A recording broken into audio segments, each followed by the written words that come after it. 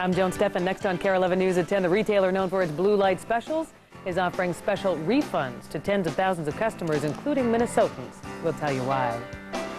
And a high-tech search conjures up a little holiday magic. Tonight, a loving reunion between mother and daughter. And whether your Christmas packages are in the mail could depend on your shoveling skills or a lack of them.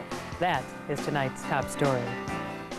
Good evening, everybody. With more snow on the way to the Twin Cities, there are some important do's and don'ts you might not ordinarily think of. Yes, for example, do shovel around two very vital items on or near your property, and do not count on an early spring thaw because, folks, it's just not going to happen. Tonight, KARE 11's Greg Vandergrift explains why digging out your mailbox and fire hydrant is so important.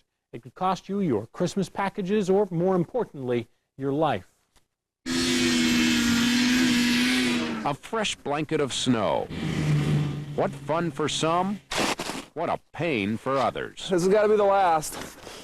And it's always the painful extra because it's the heaviest and the deepest. Paul Nelson's last drops of shovel sweat went to the mailbox this afternoon.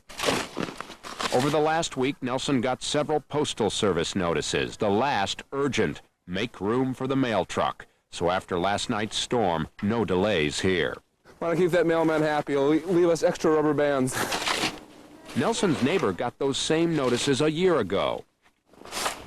Didn't pay much attention to it, and all of a sudden the mail stopped coming, and so I learned the hard way.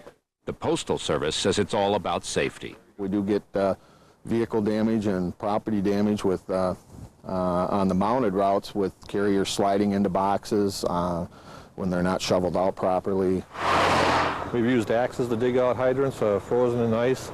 Safety also comes from shoveling around hidden hydrants. In Nelson's Twin City neighborhood and others, unlike the mailbox, it's not required, but sweat now may save a house later. If I were playing the odds, I would clear the hydrant in front of my house every snowstorm. So, while shoveling all this snow is painful now, it may just spare others pain later. One other note on shoveling for the postal carrier. If your mailbox is at the house and the walk's not shoveled, mail delivery may also be stopped. It's too easy for postal carriers to fall and get hurt. Rick and Joan? Good advice. I think I need to take that too. Yeah. Thank you. Now, some snow emergencies you need to be aware of. In Minneapolis, you should have already moved your vehicle off city streets. You know the All, and all injuries are minor. Federal investigators are trying to determine what caused the vessel to lose power and crash into the mall with 1,000 people inside. The pilot of the freighter is being called a hero. Maritime officials say he did everything possible yesterday to avoid an even bigger disaster. And analysts are calling the Boeing-McDonnell-Douglas merger a win-win situation. Today, the two giants became one, making the world's largest aerospace company. Boeing specializes in commercial aircraft, McDonnell-Douglas military aircraft. And President Clinton is probably a little sore tonight after taking a fall. Clinton slipped this morning during his routine jog. The president was not hurt, but he was worried about dragging mud into the White House. Well, time now for a KARE Buccaneers. Sure did, and Tim McNiff is in our newsroom with a quick look at the highlights. Tim. Yeah, I'm counting on hearing little Skol Vikings later in sports now that the Minnesota Vikings have officially locked up a spot in the NFL playoffs.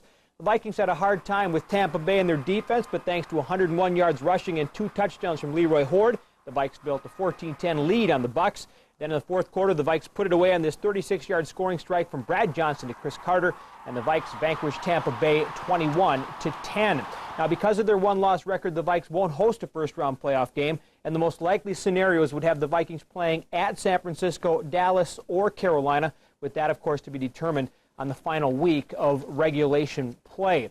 Now, of course, we'll have more on the NFC playoff picture and, of course, the Vikes win over the Bucs later in sports. And again with Randy Shaver on the Vikings Sports Extra, that tonight at 11:05.